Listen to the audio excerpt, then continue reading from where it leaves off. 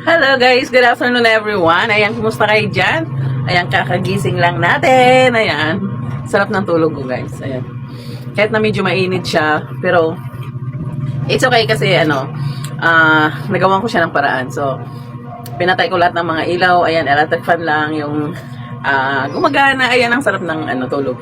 Yung gamit namin guys, ayan kung nakikita nyo yan, yung mga tumutulog na yan, ceiling fan po yan. Yun po yung gamit namin dito sa kwarto. So, super napakalamig po ng kwarto. Ayan. So, less pa tayo ng bayaran ng kuryente kasi pag once na gagamit tayo ng aircon, super lakas talaga ng bayarin. Ayan. Actually, na-try na namin yan sa mga anak ko, guys. Ayan.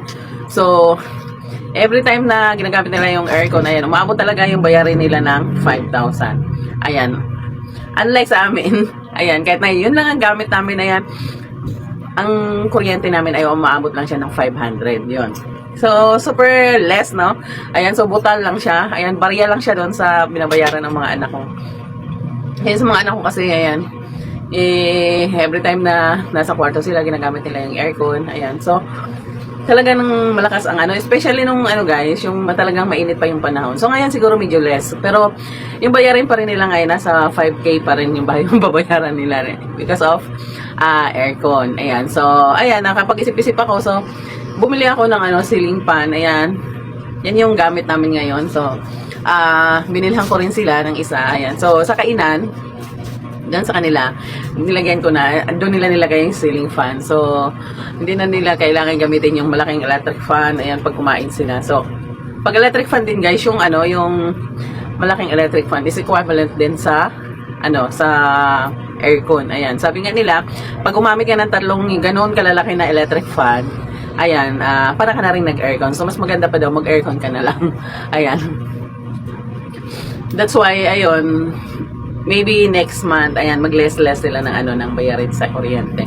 So sa amin guys, pag once natin, tinitingnan namin kasi yung dito sa inupahan naming bahay, ayan, pag nakita namin na medyo malaki na yung yung bill namin, ayan, so nagle-less na kami ng gamit. Ayan, for example, sa namin sa ref, ayan, kung naka 4 siya, nilalagay na namin sa 1. Ayan, then sa pag nagluluto kami ng namin ng rice, ayan, kasi sa kami nagluluto sa rice cooker. So, niluluto na namin yan sa morning, yung hanggang dinner. Ayan. So, maliit lang naman yung kawali na namin yung rice cooker namin, guys. Super liit, pero pang dalawahan lang naman siya. Pero yung pagkain kasi namin is red rice. So, hindi siya masyado malakas pag kumain ka kasi nga red rice siya. Yan. So mabilis nakakabusog kasi yung butil nun malalaki. Ayan. So kahit mga isang lang cup ang kakainin mo, sobra-sobra na yon. Ayan. Sa akin nga parang sa half cup na yon. Ayan, busog na busog ka na talaga. Ayan.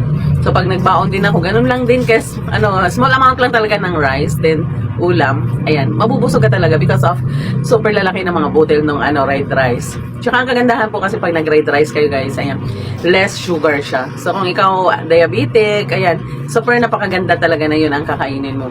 Ako wala pa naman akong sakit guys. Ayan, 'di ba? Dati ayan, nakakwento ko sa inyo na nagkakaroon ako ng mga sakit-sakit, ayan, sa mga likod ko, ayan, sumasakit yung mga kasukasuan ko, ayan, so, good for us, ayan, ngayon, hindi na, because of, of red rice, ayan.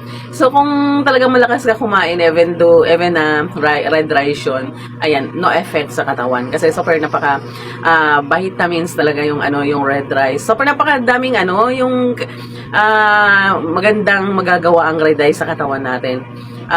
I-compare mo doon sa white rice. So dati pag ako kumain ng white rice, kahit ngayon guys, ayan, kasi nga 'di ba may binigay ang gobyerno ngayon na 10 kilos na bigas dito sa sa Laguna. So meron din kami. Pag nagsaing kami noon, puno na yung kaldero. Ubos namin yung why? Kasi napakasarap kasi kainin ng white rice. Ayan, so ang tendency sa kain mo noon, ayan, over na yung kain mo kasi nga masarap siya. Ang mangyayari, ayan, magkakaroon ka din ngayon ng mga ayan, marami kasing dalang sakit-sakit din yung white rice pag yung sobra-sobra ang kain mo. Pero sabi naman nila, kung small amount lang din naman ang kinakain mo, sample, half cup every kain, ayan, So, it's okay. Ayan. Kasi doon naman tayo nagkakaroon ng sakit pag once na, ayun, sobra-sobra yung kinakain natin. But, ako kasi, pag kumain ako ng white rice, ayan, parang hindi ako nabubusog. Ayan, sa half cup, parang alam mo yung hindi ko ramdam na kumain ako. And so, umabot talaga siya ng 2 rice. Ayan, so, anong nangyayari sa akin, parang feeling ko na mamaga yung mga kamay ko. Ayan, so, nagkakaroon ako ng mga nararamdaman. Ayan, pero sa red rice, guys, kahit na anong kain ko, kahit ubusin ko pa yung pagkain sa, sobrang wala naman akong talagang nararamdaman. At higit sa lahat, hindi mo talaga siya mauubos. Kasi, ayun, talagang mabilis kang mabusog sa red rice. Ayun. Ako kasi, small amount of rice, tapos, mas marami yung ulam. Mas masarap kasi, pag marami ang ulam. Ayan, kaya, sa ngayon, parang, bumabalik-balik na yung, mga katawan ko. Ayan, so makikita mo yung mga, konti mo. Ayan, makikita mo yan siya. Kasi, dati kasi 'di ba tumaba akong tapos ngayon ayan siya lumaylay. Kasi nga hindi naman ako nagda-diet, guys. Ayan, talagang kain din talaga ang ginagawa ko, pero ayan, lahat po ng mga pagkain namin is healthy.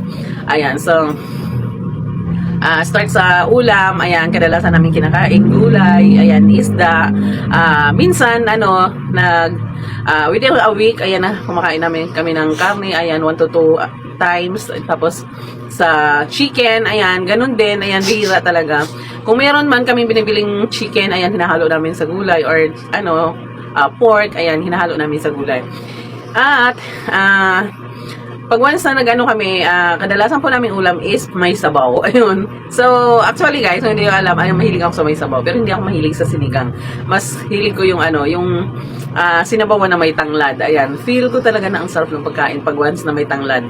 Ayan. Dahil nga, Bisaya ako. Ayan. I'm come from, Bisaya family. Ayan. That's why, ayan, talagang love namin ang tanglad. Ayan. That's why, every time na sabaw kami, kahit na karne man yan, manok man yan, or kung isda man yan, is may tanglad talaga siya.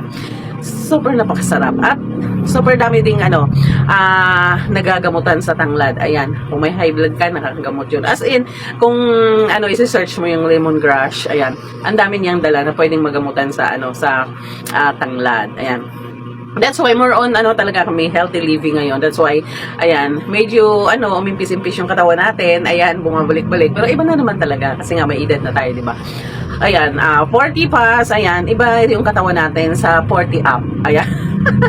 Oo, iba talaga. Ayan. So, ramdam ko talaga yung mga ganyan. Ayan. Pero ayan, mas maganda talaga yung magstay tayo sa healthy living. Ayan, para din yan sa atin. Ayun. And iniiwasan ko ngayon yung, for example, duty ako, ayan, magko-coffee, ayan, hindi ako nagsusugar. Ayan. So, less sugar naman ako ngayon. Ayan, parang hindi na ko rin tanggap yung mag-soft drinks. Ayan, basta mga ganun-ganun mga hindi na. Basta puro healthy living na lang. Ayan. So, sa mga may edad dyan na katulad ko, ayan, iwasan nyo na po yung mga matatamis. Ayun, hanggang dito na lang tayo, guys. Thank you for watching, everyone.